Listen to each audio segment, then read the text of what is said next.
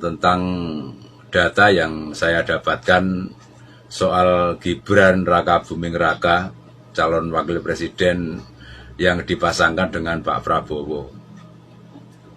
Beberapa waktu yang lalu saya sudah mengungkapkan kalau saya tidak akan memilih Pak Prabowo karena beliau itu merupakan seorang buron yang pernah terlibat pelanggaran hak asasi manusia, penculikan aktivis tahun 98. Beliau juga ketika dipercaya menjadi Menteri Pertahanan tidak berprestasi bagus, dipercaya untuk mengelola food estate, tapi food estate-nya gagal, malah keinginannya untuk belanja triliunan rupiah untuk pembelian alat-alat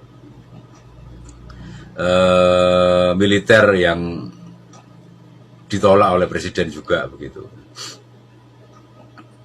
Terus visi dan misi Pak Prabowo menjadi presiden lucu.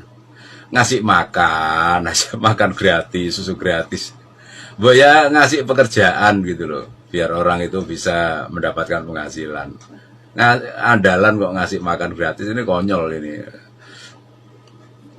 Nah, untuk yang Gibran ini saya dapati tentang rekam jejaknya. Sebelum menjadi wali kota Solo, Gibran ini menjadi pengusaha bersama-sama dengan Kaesang. Wah, ini kalau anaknya presiden tentunya kan usahanya besar dan luas gitu. Yang pertama itu saya lihat ada usaha bikin kedai kopi, namanya Ternak Kopi. Dan itu dikabarkan berkembang sampai 40 cabang. Tapi kemudian pada tahun 2022 itu ada wawancara yang menyebutkan ketika Gibran menjadi wali kota dan diserahkan kepada Kaesang, bisnis ternak kopi ini tidak jalan. Ada lagi bisnis tentang makanan ringan, keripik begitu. Ini juga tidak jalan. Sudah katanya sukses, booming kemana-mana, tapi ternyata harus bangkrut. Nah ini kan kalau pengusaha sudah modal banyak terus bangkrut, ini kan rugi terus. Terus bikin lagi katanya minuman khas daerah gitu, yang dikemas dengan modern, misalkan es doger begitu. Ini juga gagal juga. Sudah membuka cabang di mana-mana, habis uang banyak, tapi kemudian bangkrut lagi juga. Yang terakhir dia membuat aplikasi namanya aplikasi Madang. Bekerja sama dengan Universitas di Semarang. Madang ini aplikasi yang menjembatani kalau ada ibu-ibu yang masaknya enak, terus dicarikan pembeli itu. Jadi ibu ini pinter masak ini, pembelinya apa? Lah itu pakai aplikasi. Ternyata dari websitenya aplikasi ini juga sudah sepi dan ada keluhan dari pengguna aplikasi itu dananya hilang, dananya raib, uangnya raib. Gimana nih aplikasi kok nggak jalan, uang aplikasi saya bagaimana, sudah hilang juga begitu. Nah ini kan sudah jelas merugikan rakyat ini kalau sampai anaknya presiden berbisnis terus kemudian tidak bertanggung jawab seperti ini begitu. Dalam hal bisnis saja sudah tidak beres, apalagi kalau jadi wakil presiden. Waduh, hancur-hancuran. Pak Jokowi, bapaknya Gibran, memiliki usaha mebel, dan usaha mebelnya sampai sekarang tetap jalan, bagus. Mestinya Gibran mencontoh bapaknya.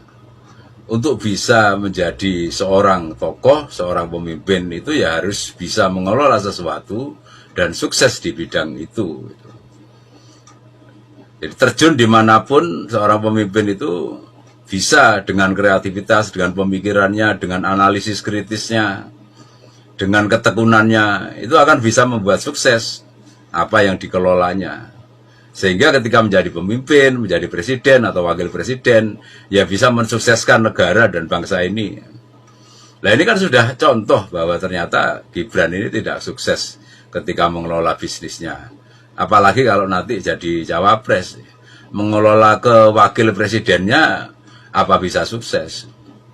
Ini kan juga kemarin sungguh-sungguh bener-bener error ya, maksudnya pada saat ulang tahun Golkar yang pada saat itu partai yang menjadikan Gibran juga nggak datang begitu. Ini kayak nggak karu-karuan gitu loh tindakannya Gibran, nggak jelas gitu loh. Nah kalau awal-awal ini nggak jelas ya Indonesia akan jadi negara yang nggak jelas juga kalau wakil presidennya seperti ini.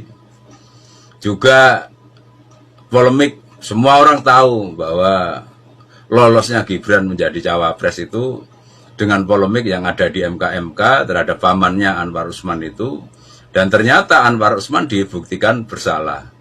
Tapi ya namanya permainan konstitusi ya, permainan hukum, Gibran tetap dianggap lolos, layak untuk jadi cawapres walaupun prosesnya itu cacat. Jadi ini benar-benar cawapres yang cacat hukum istilahnya begitu. Ini saya secara spiritual mengajak teman-teman untuk meninjau bagaimana teman-teman nanti membesarkan anak-anaknya. Jangan sampai anak-anak itu lepas kendali. Mungkin teman-teman sukses, tapi betapa kita ini nantinya akan galau, akan kecewa, akan sedih, akan merana kalau sampai anak-anak kita itu tidak bisa sukses seperti kita atau bahkan melebihi kita. Sukses itu tergantung pendidikannya. Ini sudah jelas-jelas dari Gibran dan Kaesang ini, Pak Jokowi sudah tidak bisa sukses mendidik anaknya ya. Dia sukses dalam mendidik pendidikan yang mungkin dia bisa menyekolahkan oke gitu. Tapi moral dan mentalnya dia kurang mengisi dengan bagus. Ini jelas Gibran ini menjadi pengkhianat PDI, dia mencacati cacat hukumnya konstitusi, begitu itu anaknya presiden kayak gini, ini anak itu misalkan anak saya terus saya malu loh, anak saya kayak gitu itu. Terus kemudian Kaesang juga begitu. Dia masuk di PSI, silahkan masuk di PSI, tapi terus kemudian ujuk-ujuk jadi ketua PSI begitu. Ini jelas-jelas dia jadi ketua karena presiden itu pastinya kalau orang itu memiliki jiwa besar dia akan menolak gitu. Jadikan saya ketua karena kemampuan saya, bukan karena saya anaknya presiden, mestinya begitu. Pertimbangkan apakah memang saya ini kemampuan belum terbukti ujuk-ujuk jadi ketua. Partai PSI juga nggak bagus amat, 0,9% saja untuk prosentasenya. Ya sudah, ini hancur-hancuran semuanya begitu anak-anak ini. Itulah teman-teman, didiklah anak-anak Anda itu agar bisa menjadi dewasa, didiklah anak-anak Anda agar bisa menjadi mandiri. Kalau misalkan Anda berprestasi, jadikan anak Anda itu bisa mandiri bukan karena dompleng ketenaran Anda, tapi anak Anda mandiri karena kemampuannya.